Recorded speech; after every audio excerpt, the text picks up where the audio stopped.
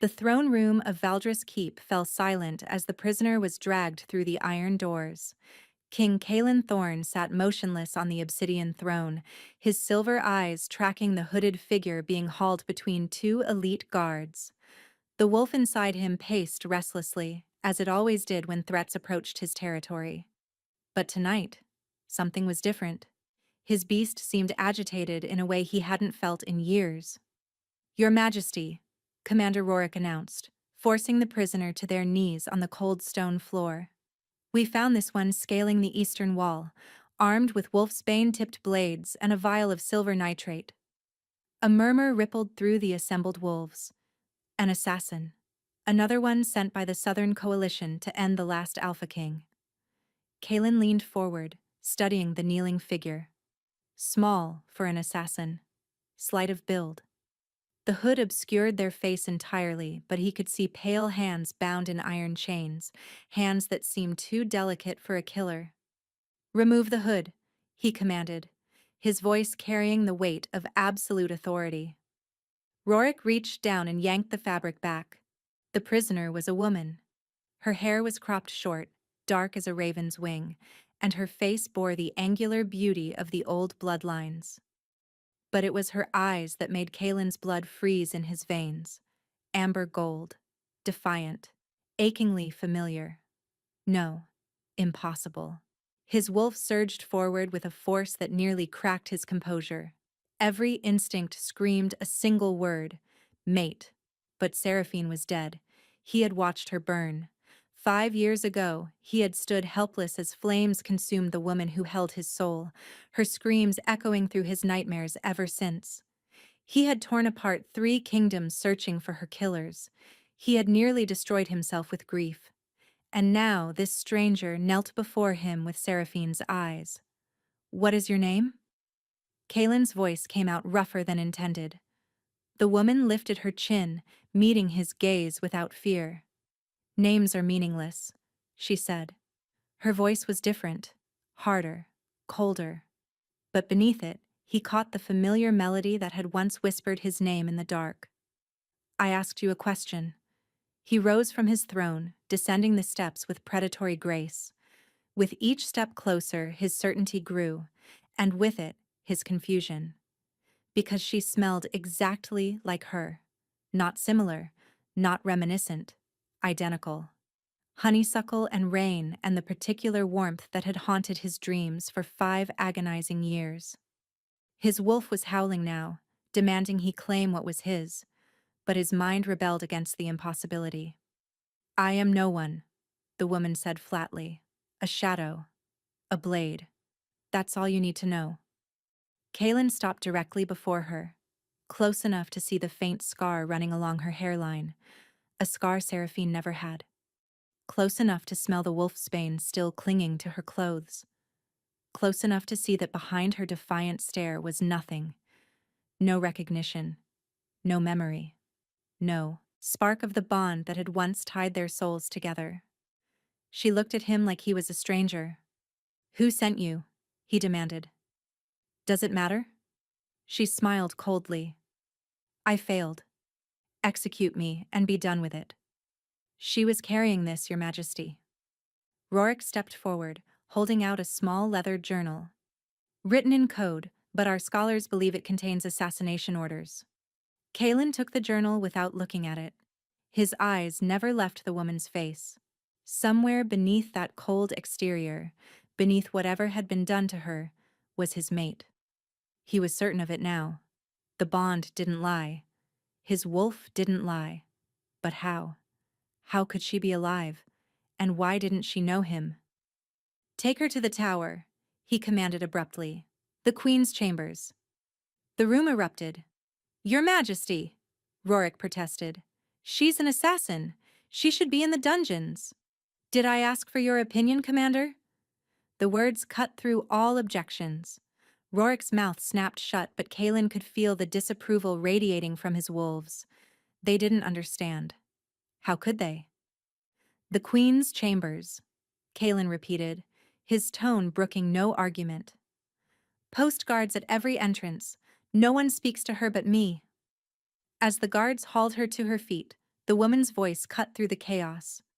"You're making a mistake," she called out. "I will complete my mission." Kaelin paused at the base of the throne, not turning around. "Your mission was to kill me," he said quietly.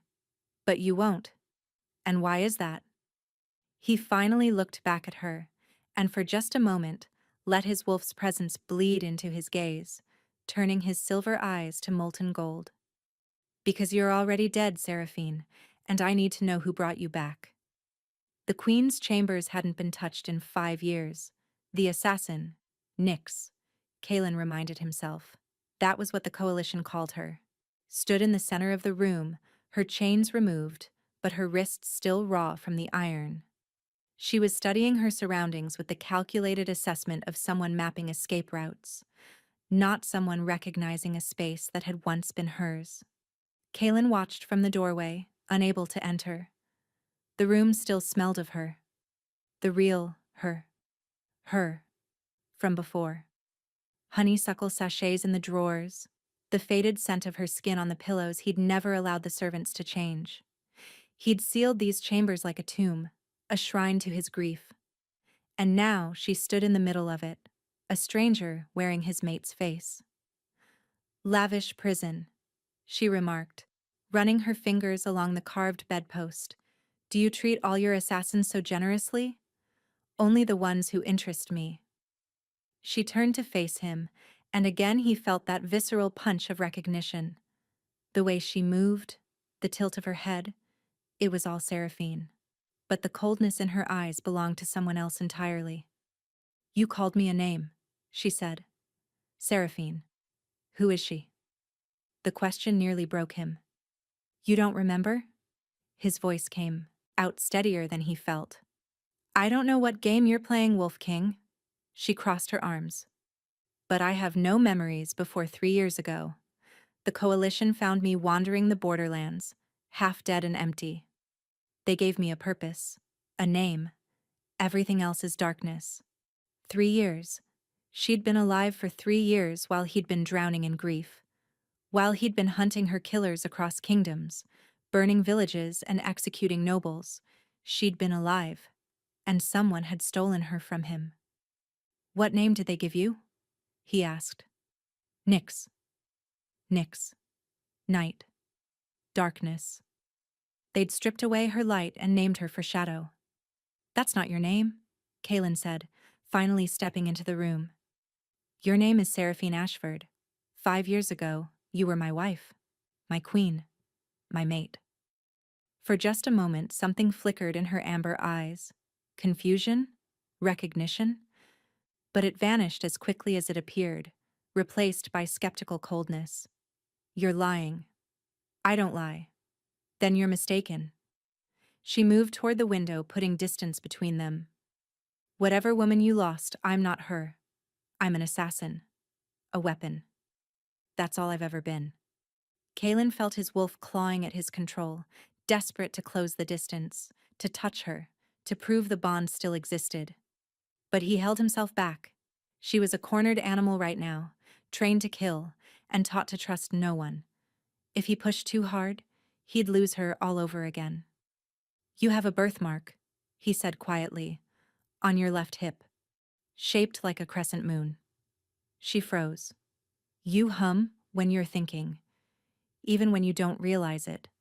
Always the same melody, an old lullaby your mother sang before she died." Her hand pressed against the window glass, knuckles whitening. "And when you sleep," Kaelin continued, moving closer despite himself, "you curl toward warmth. Every night we shared, you'd end up pressed against my chest by morning, your hand over my heart." "Stop," her voice cracked. "How do you know these things?" "Because I am your mate. Because I spent 3 years memorizing every detail of you and 2 years trying to forget them. Because the bond between us didn't die when I thought you did." She whirled to face him, and he saw it then. Fear. Genuine, desperate fear breaking through her assassin's mask. "You're wrong," she insisted, but her voice shook. "I would remember. I would feel something." "Do you feel nothing?" He held her gaze, letting her see the pain he'd carried for 5 years. When you look at me, when you smell my scent, when you hear my voice, is there nothing? The silence stretched between them like a blade. Then, so quietly he almost missed it, there's something. I don't know what it is. It's been there since they dragged me into the throne room, like a pull I can't explain. The bond, even broken, even buried beneath whatever they'd done to her, the bond remained. That pull, he said softly, is the same thing that's kept me alive through 5 years of wanting to die. It's the thread that ties your soul to mine, and whoever took you, whoever erased your memories, they couldn't destroy it. A tear slipped down her cheek, the first crack in her armor. I was sent to kill you, she whispered. That's all I know. All I'm supposed to do. Then why haven't you tried? She had no answer. Kaelin reached out slowly, giving her time to pull away, and brushed the tear from her cheek with his thumb. The moment his skin touched hers, electricity arced through his entire body. He heard her sharp intake of breath and knew she'd felt it too. I'm not asking you to trust me, he said. I'm asking you to let me prove what I'm saying. Give me 3 days. If I can't convince you of the truth by then, I'll let you complete your mission. Her eyes widened. You'd let me kill you? If you're not Seraphine, if I'm wrong about everything, then I have nothing left to live for anyway. The confession hung between them, raw and brutal and true. She searched his face for deception and found none. 3 days, she agreed. But know this, Wolf King, if you're lying to me, I won't hesitate to put a blade through your heart. Kaelin stepped back, releasing her from the intensity of his presence. I know, he said. You already did that once before. Sleep came for her like a thief. Nyx hadn't meant to close her eyes. Assassins didn't sleep in enemy territory. That was the first rule of survival. But the bed was impossibly soft. The sheets smelled like something achingly familiar, and exhaustion had been her constant companion for as long as she could remember. She was running through a forest, branches tearing at her dress. Behind her, flames consumed the night sky, turning everything to crimson and gold. Someone was screaming. Or was she screaming? The smoke filled her lungs, choking her, blinding her. Seraphine, Seraphine! A man's voice, desperate with terror. She tried to turn toward it, tried to find him, but the fire was everywhere now, hungry and alive. Arms grabbed her from behind, not saving her, dragging her. Away from the voice, away from the flames, into darkness that swallowed everything she was. The last thing she heard before the void claimed her was a howl of pure anguish splitting the night. Nyx woke gasping, her hand pressed to her chest. The sheets were tangled around her legs, damp with sweat, and for a disorienting moment she didn't know where she was.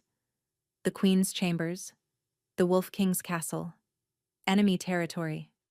But even as she reminded herself of the danger, she couldn't shake the dream. It had felt less like imagination and more like memory, vivid and visceral in a way her dreams never were. The man's voice still echoed in her ears, the desperation in it, the love, the terror of loss. She'd heard that voice before, last night, in the throne room. Seraphine, the name the Wolf King had called her, the name that felt like a key turning in a lock she hadn't known existed. A soft knock interrupted her, spiraling thoughts. Enter, she called, instinctively reaching for a weapon that wasn't there. The door opened to reveal an elderly woman carrying a tray of food. She was small and weathered, with kind eyes that crinkled when she saw Nyx awake. Good morning, my lady, the woman said, setting the tray on a nearby table.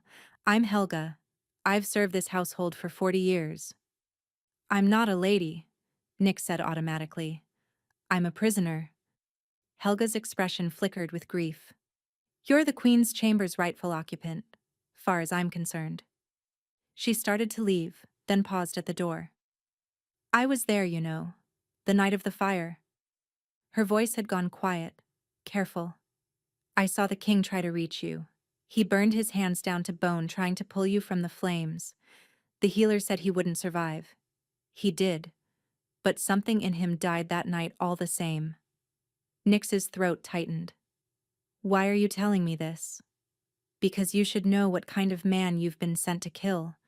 He's not a monster, whatever the coalition told you. He's a broken man who spent 5 years trying to find a reason to keep breathing. After she left, Nyx stared at the food without seeing it. Her hands were shaking. The dream, the fire, the voice calling her name. What if it's true? The thought was dangerous. The coalition had raised her, trained her, given her purpose when she'd had nothing but emptiness. They'd told her the northern wolves were savages, that the Alpha King was a tyrant who needed to fall. They'd never mentioned a queen. Never mentioned that the king might have had a mate who died, or didn't die. That afternoon, Kaelin found her in the queen's garden. She stood among the roses, her back to him, her fingers trailing along petals that had somehow continued blooming despite 5 years of neglect. His wolf settled at the sight of her, some primal part of him satisfied simply by her presence. You left the doors open, she said, without turning around. I did. I could have escaped, completed my mission. But you didn't. She finally turned to face him, and he saw the turmoil written across her features. The assassin's mask had cracked further, revealing the frightened woman beneath. I had a dream last night, she said. There was a fire. Someone was screaming my name. She swallowed hard. Your voice. You're remembering. I'm going insane, she countered. There's a difference. Tell me what else you saw. Arms pulling me away. Darkness swallowing everything. Her voice dropped to a whisper. And before that, before the fire, I felt safe. Like nothing in the world could hurt me. That was us, Kaelin said quietly. Before they took you. We had 3 years together before war came to our doorstep. Who? The question burst from her like a dam breaking. Who took me? Who did this? I don't know. The admission tasted like ash. I've spent 5 years hunting your killers and I never found them. Because you weren't dead. They hid. You in plain sight, turned you into a weapon against me. The coalition, she breathed, horror dawning in her eyes. They must have had help, Kaelin continued. Someone who knew our schedules, our defenses. Someone who could start a fire in the Queen's chambers without anyone noticing until it was too late. She searched his face. Why would anyone go through such elaborate deception? Because killing me outright would have united the packs against them. But a grieving king, half mad with loss, making reckless decisions? That serves their purpose far better. The pieces were falling into place now, painting a picture of betrayal years in the making. I need proof, she said, her voice hardening. Not just words, not just dreams. If what you're saying is true, there has to be something I can't deny. Kaelin considered for a moment, then made a decision he'd been avoiding since the moment she'd knelt in his throne room. Come with me, he said. There's something you need to see. The underground crypt was cold as death. Kaelin led Nyx through winding corridors lit by flickering torches, each step taking them deeper beneath Valdris Keep. She could feel the weight of stone above them, centuries of history pressing down. The pull in her chest grew stronger with every step, as if something ahead was calling to her. The Hall of Queens, Kaelin explained. Every queen who has ruled beside the Alpha Kings is interred here, their memories preserved for eternity. The corridor opened into a vast chamber carved from living rock. Alcoves lined the walls, each containing a stone sarcophagus bearing the carved likeness of the woman within. But Kaelin didn't stop at any of these. He led her to the far end, where a single tomb stood apart from the others. Black marble, polished to a mirror shine. Fresh flowers lay at its base. White roses, she realized, the same ones that grew in the garden above. and carved into the lid was a face she knew, her own. Nyx's legs nearly buckled. She grabbed Kalen's arm for support and stared at the effigy that stared back at her. Every detail was perfect. The shape of her eyes, the curve of her jaw, the small scar near her temple that she'd never been able to explain. Someone had carved her likeness with love and grief and painstaking precision. The inscription read, Seraphine Ashford Thorne, beloved queen, eternal mate, the light that darkness could not extinguish. I commissioned this myself, Kalen said hoarsely, spent weeks with the sculptor, describing every detail of your face from memory. When it was finished, I came here every night for 2 years, just to look at you. Nyx couldn't speak. Her throat had closed entirely. She reached out with trembling fingers and touched the cold marble cheek, her cheek, and felt something crack open inside her. They told me you burned, Kalen continued, that there was nothing left but ashes. I gathered those ashes myself, placed them in that tomb with my own hands. But I'm not dead, she whispered. No. His voice broke. You're not. Tears streamed down her face, grief for a life she couldn't remember. Who was she? Nyx asked. Who was I? You were a healer's daughter from the southern valleys. Your mother died when you were young, and your father raised you to help the sick and wounded. You had no wolf blood, no noble lineage, and no political value whatsoever. He paused, lost in memory. I met you during the border wars. You were tending wounded soldiers, mine and the enemy's alike, because you said suffering didn't recognize battle lines. I thought you were the bravest woman I'd ever seen. Despite everything, Nyx felt the ghost of a smile. And you fell in love with a commoner? How scandalous. I fell in love with you. The title was irrelevant. My council raged for months, threatening rebellion. I told them I'd rather lose my throne than lose you. He reached into his coat and withdrew a small locket on a silver chain. Old and tarnished, clearly well worn. You gave me this on our wedding night. There's a portrait inside, your mother's. You wanted me to carry a piece of your heart wherever I went.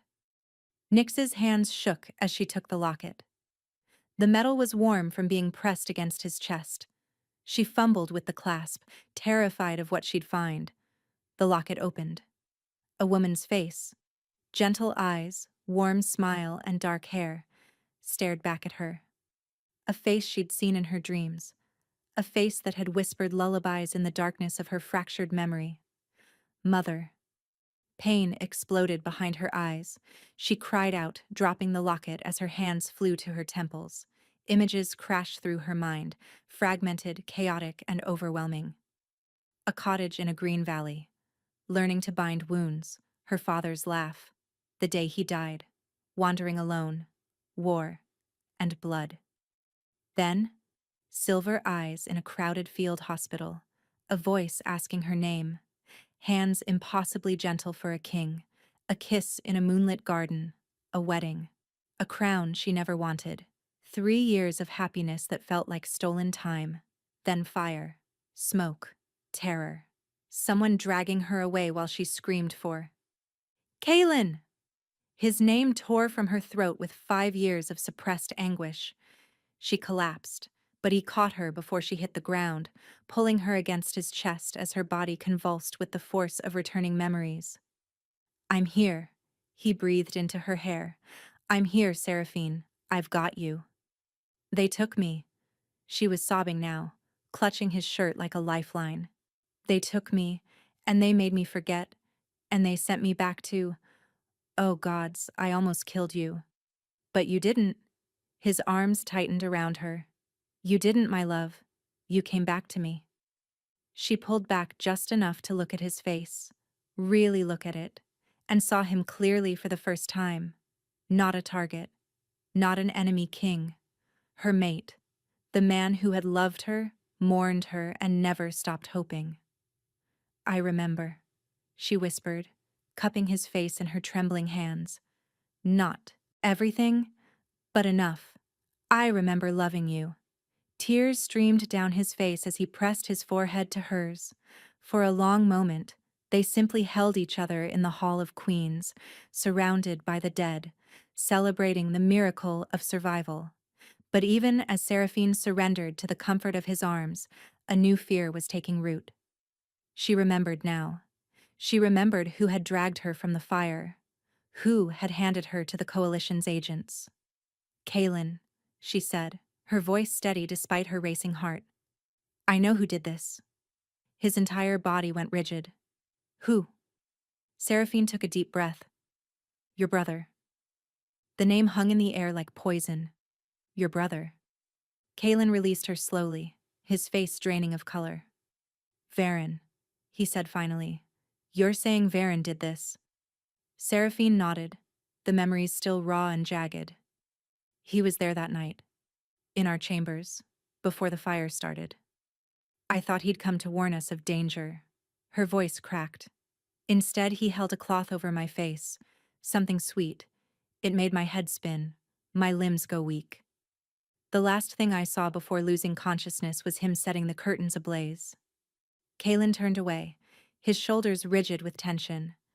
She watched his hands curl into fists, watched the tremor run through his frame. He stood beside me at your funeral, Kaelin said quietly. He held me when I broke down. He helped me search for your killers for 2 years, knowing all along. His voice shattered. The howl that erupted from him was barely human. It echoed off the crypt walls, filled with 5 years of grief now curdling into rage. Seraphine flinched but didn't retreat. This was her mate's pain, and she would bear witness. When the howl faded, Kaelin's eyes had shifted to molten gold, his wolf surging to the surface. Where is he? I don't know, but I remember something he said while I was slipping away. She met his gaze. The crown should have been mine. If I can't have it, I'll make sure you suffer. We grew up together. Kaelin's voice had dropped to a whisper. I trusted him with everything. He wanted your throne. When you chose a commoner as queen, he saw his chance. A king weakened by grief makes mistakes. A king who alienates his nobles is ripe for overthrow. Footsteps echoed in the corridor above. Commander Rorik's voice carried down the stairs. Your Majesty, Lord Varen requests an audience. He says it's urgent, something about the assassin. Seraphine saw rage flicker across Kaelin's face before he suppressed it. Tell my brother I'll receive him in the throne room within the hour. After Rorik departed, Seraphine gripped Kaelin's arm. Can you face him without revealing what you know? I've been doing it for 5 years without realizing. His jaw tightened. At least now I'll know the monster I'm looking at. The throne room felt different now that Seraphine knew the truth. She stood in the shadows behind a pillar, hidden from view, but able to see everything. Kaelin sat on the obsidian throne, his posture deliberately relaxed, and his expression carefully unreadable.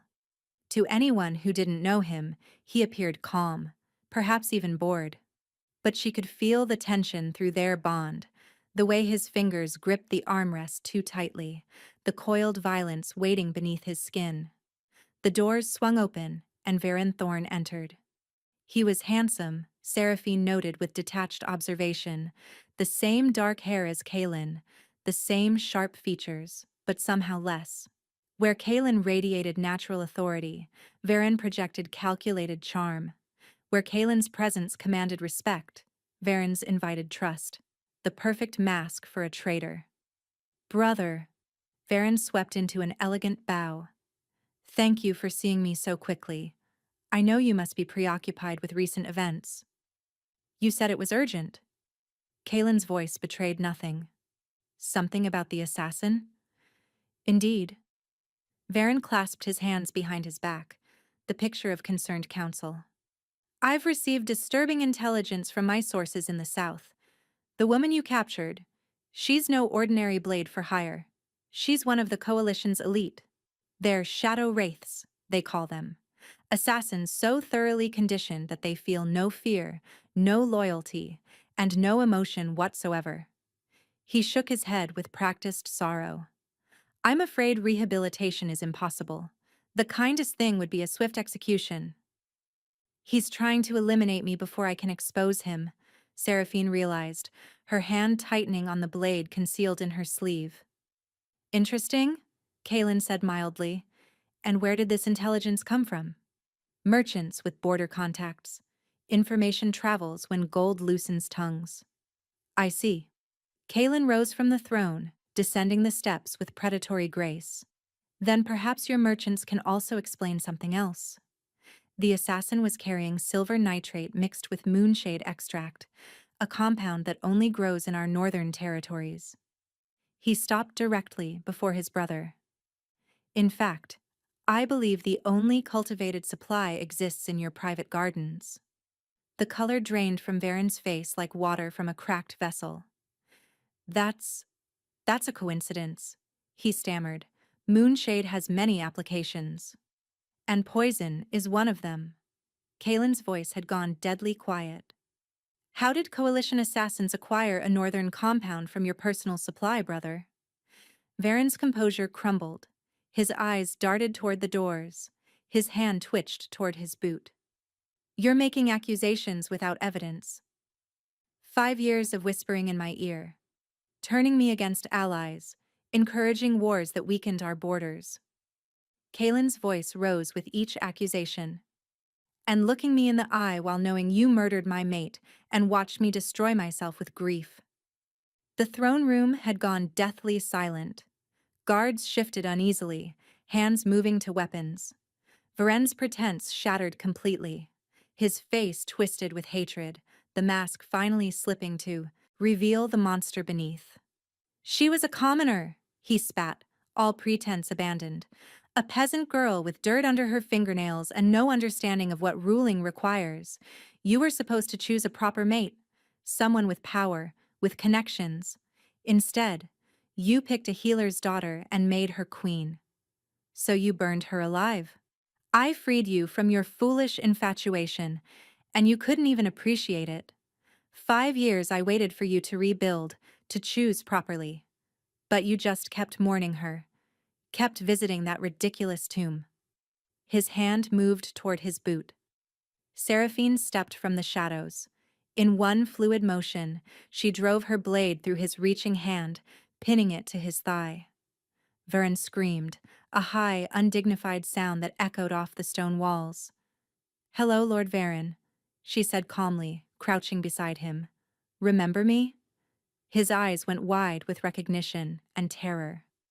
Impossible, he gasped. You're supposed to be empty, broken. How do you remember? She smiled coldly.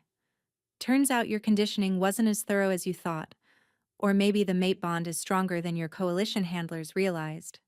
As guards hauled the screaming Varen away, Kaelin turned to Seraphine. The gold was fading from his eyes, replaced by exhaustion. It's over, he said quietly, but she was shaking her head. He was too confident at the end. The coalition doesn't rely on single points of failure. A horn sounded in the distance, then another. Rorik burst through the doors, face ashen. Armies on the southern border.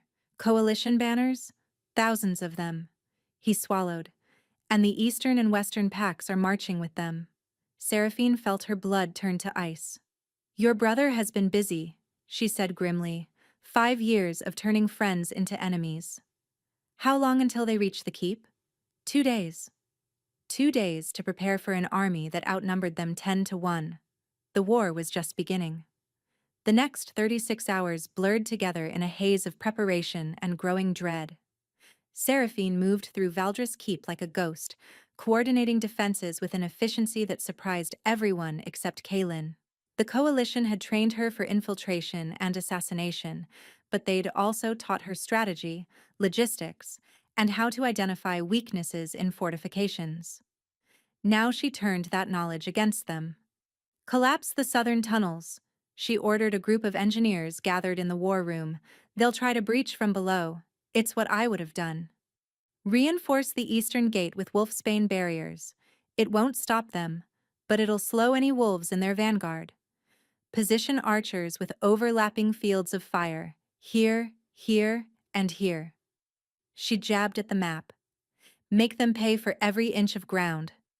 Kalen watched her work with something like wonder. This was a side of her he'd never seen. The warrior forged in coalition fires, sharp and decisive and utterly ruthless. You're terrifying, he murmured during a brief moment alone. She flashed him a tired smile. I prefer effective. But beneath her calm exterior, fear gnawed at her heart. The approaching armies were vast, far larger than anything Valdres Keep could withstand indefinitely. Without reinforcements, they were simply delaying the inevitable.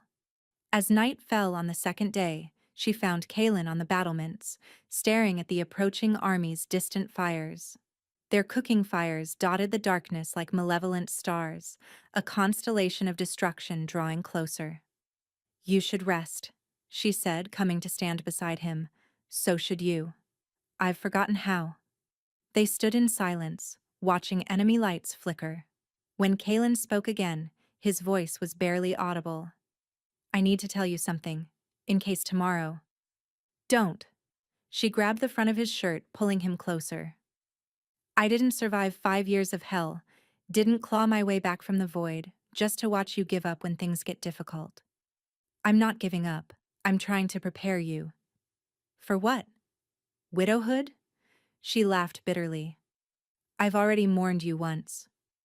When the coalition told me you were my target, some part of me grieved. The bond was there, even when my memories weren't. Her voice cracked. The mate bond isn't just magic. It's not just fate or wolf instinct. It's a choice. Every day, choosing each other despite everything that tries to tear us apart. I choose you, Kalen Thorne, in this life and whatever comes after. I choose you when we're winning, and when we're losing, and when the whole world is burning around us. So don't you dare prepare me for your death because I'm not accepting it. For a long moment, he simply stared at her.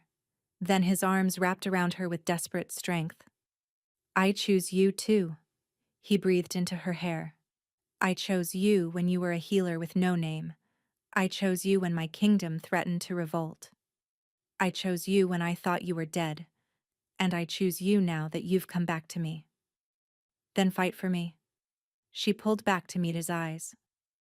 Not like you're already defeated. Fight like you have something to live for.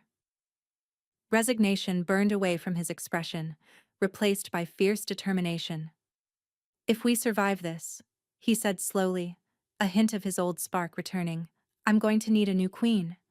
Despite everything, the army below, the battle tomorrow, the very real possibility of death, Seraphine laughed. Was that a proposal? A statement of intent. The actual proposal comes after we win. Then I suppose I'd better make sure we do. She kissed him then, fierce and desperate. When they broke apart, hope had joined their fear. Dawn came blood-red. The coalition army spread across the valley like a dark tide. At its head rode a figure in silver armor. General Mordecai Ashworth, Rorik said grimly, the butcher of the southern valleys. The parley took place on neutral ground. Surrender the throne, Mordecai offered. Accept exile, and your people will be spared. And Seraphine? She returns to us. Her conditioning can be restored. I would rather die, Seraphine said clearly, than become your weapon again. As they turned to leave, Mordecai's voice carried across the field. A shame, truly. She has her mother's eyes, you know. Seraphine froze. Her mother's eyes. But there was no time for questions. The drums were growing louder. War had come. The battle began with arrows. They fell like black rain, thousands of shafts darkening the sky before plunging toward the defenders on the walls. Seraphine ducked behind a merlin as death whistled past, pressing her back against cold stone. Shields! Rorik's voice roared above the chaos. Return fire! She rose with the command, drawing and loosing in one fluid motion. Her arrow found its mark. A coalition soldier scaling a siege ladder 50 feet below. He tumbled backward, taking 2 others with him. 3, she counted. That's 3 for the hundreds more coming. The coalition's strategy became clear within the first hour. Waves of infantry threw themselves at the walls. absorbing casualties while siege engines rolled into position. It was a war of attrition, using overwhelming numbers to exhaust the defenders before the real assault began. "They're testing us," Kalen growled, appearing at her side with blood already spattering his armor. "Looking for weak points. They'll find them eventually." Seraphine loosed another arrow. "We don't have enough soldiers to cover every section." "I know." The admission hung heavy between them. They both understood what it meant. By midday, siege engines reached striking distance. The first boulder hit the eastern tower with a sound like the world cracking. Stone exploded outward, sending defenders tumbling into the chaos below. Seraphine felt the impact through her bones, felt the ancient walls shudder. "Fall back to secondary positions," Rorik commanded. "Archers to the inner walls." The retreat was orderly but devastating. Every yard surrendered was a yard closer to the keep's heart, to the civilians sheltering below, to the wounded being tended in the great hall. Seraphine descended from the walls as fighting turned close quarters. Coalition soldiers poured through a breach in the northern section, overwhelming defenders. She threw herself into the melee without hesitation. Her body moved on instinct, the deadly muscle memory the coalition had trained into her bones. Slash, parry, thrust. Bodies fell around her. "Just keep fighting, just keep moving." "Seraphine!" Kalen's voice cut through the chaos. She turned to see him fighting toward her, his sword carving a bloody path through enemy ranks. He moved like death incarnate, faster, stronger than any wolf she'd ever seen. "This is the Alpha King at war," she realized. "This is the monster the Coalition trained me to kill." And watching him fight to reach her, she had never loved him more. They met in the courtyard, back to back, surrounded by enemies. "This would be a terrible time to die," she panted. "Agreed." He blocked a sword stroke meant for her spine. "I still owe you a proposal." Despite everything, she laughed. Then, horns. Not coalition drums. A deep, resonant call from the northern mountains that seemed to shake the very air. Wolves. Thousands of wolves crested the hillside, their howls joining into a chorus that made the ground tremble. At their head ran a massive black wolf with eyes like molten gold, and beside it, a dozen more alphas, each leading their own pack. "The northern clans," Kalen breathed. "They came." The coalition's formation shattered as reinforcements crashed into their flank. What had been an organized siege became chaos. Wolves tearing through infantry while human soldiers scrambled to reform their lines. "Press the advantage!" Rorik's voice boomed. "For Valdris! For the king!" The defenders surged forward with renewed ferocity. Seraphine moved with them, exhaustion forgotten in the rush of impossible hope. Through the chaos, she spotted General Mordecai fighting toward the keep's inner gates. Not retreating, moving forward, toward the civilians. She broke from the battle and caught him at the threshold of the great hall. "Stop." Mordecai turned slowly. In the torchlight, his weathered face showed no fear, only a strange, tired sadness. "You fight well," he said. "Better than I expected. Your mother would be proud." "How do you know my mother?" "Because I killed her." The words hit like a physical blow. Ilara Ashford was descended from the first wolves, the original bloodline with abilities lost for centuries. Healing, the power to command any wolf. He met her eyes. She had the gift. The coalition wanted to recruit her. She refused, threatened to expose our experiments. "So you murdered her." "I had no choice." Something like regret flickered in his cold eyes. "But before she died, she made me promise, made me swear on my own life, that I would never touch her daughter. And yet here we are. When Varen offered you to us, I didn't realize who you were. Not until too late." His voice cracked. "That's why I'm surrendering now. The battle is lost, but you deserve to know the truth about your bloodline." "What am I?" "First blood. Ancient power. Awakened through the mate bond. When you bonded with the Alpha King, you became something unprecedented. A first blood wolf mated to the most powerful alpha in 3 centuries. Horror and wonder tangled in her chest. Your mother was right, Mordecai whispered. You are my destruction. Hours later, the battle was won. Coalition forces surrendered in droves once word spread that their general had been captured and their Alpha allies had fled.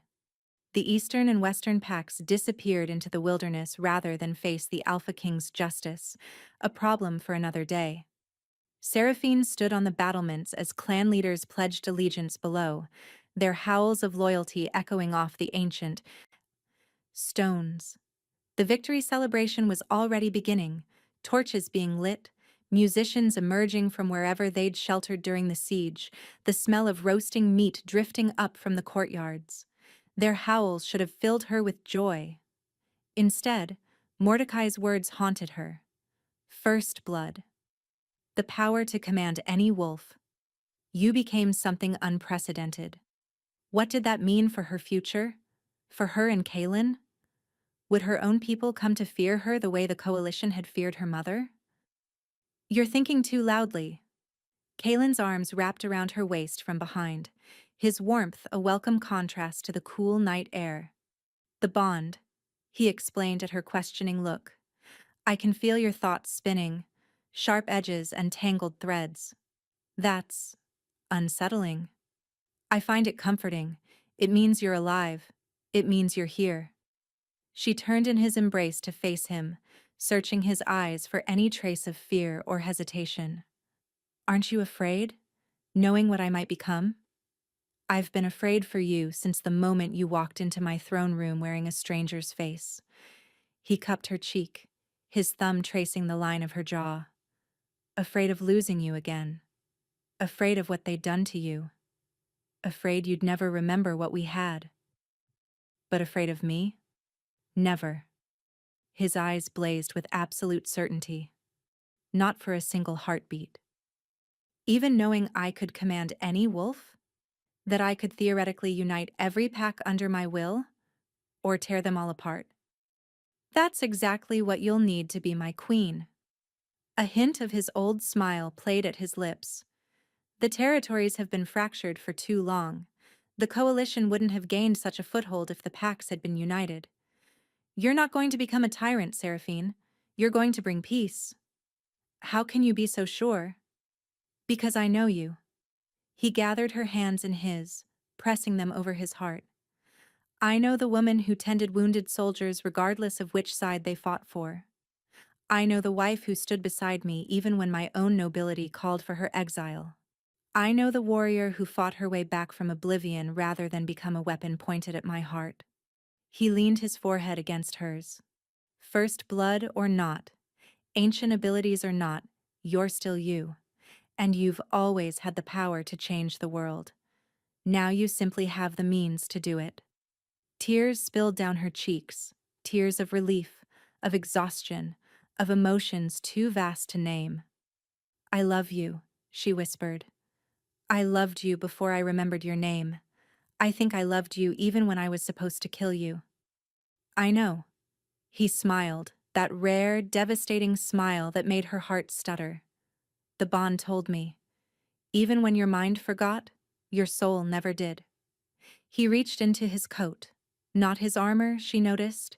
He must have changed at some point, and withdrew something small and gleaming. A ring. Silver and moonstone, delicate but strong, clearly old and clearly precious. The moonstone caught the starlight, glowing with an inner luminescence that seemed almost magical. This belonged to my mother, he said quietly, and her mother before her. It's been waiting in my vault for 5 years, because I couldn't bear to look at it knowing it would never be worn. He dropped to one knee on the cold stone of the battlements, and Seraphine's breath caught. Seraphine Ashford, Kaelin said, his voice steady despite the emotion shining in his eyes. You've already been my wife, my queen, my mate. But that was before. Before Varen's betrayal. Before the coalition's schemes. Before we both walked through fire and came out changed. He held up the ring like an offering to the stars. Will you choose me again? Not because a bond compelled you or a ceremony bound you, but because, yes. The word burst from her before he could finish. Yes, she repeated, laughing through her tears. 1,000 times yes. You impossible, romantic, ridiculous man. Yes. Kalen's face split into a grin as he slid the ring onto her finger. It fit perfectly, as if it had been made for her, and perhaps, in some ancient, magical way, it had been. He rose and pulled her into a kiss that tasted of victory and promise and the future they would build together. When they finally broke apart, the first stars were appearing in the darkening sky above them. Below, wolves howled their triumph to the rising moon. Torches blazed in the courtyard. Somewhere, musicians were playing a wild, joyful tune that spoke of survival against impossible odds. What happens now? She murmured against his lips. Now? Kalen tucked a strand of hair behind her ear, his touch impossibly gentle for hands that had dealt so much death today. Now we rebuild. We track down the remaining conspirators.